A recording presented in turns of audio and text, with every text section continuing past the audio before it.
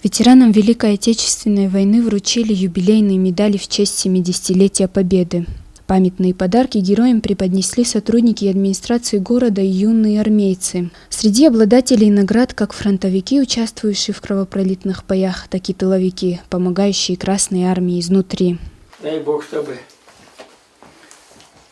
в нашей жизни побольше было побед, но не военных побед, а в науке, культуре, образовании.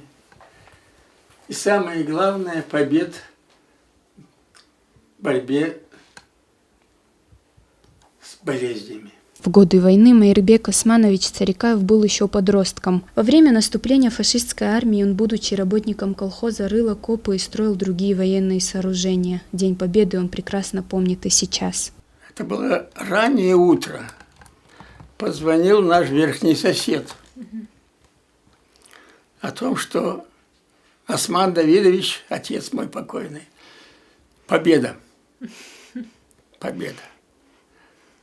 Ну, тут такой был восторг, такой. Оделись мы и вышли на проспект. Проспект уже полон людей, полно людей. Так всех военных, значит, подкидывают.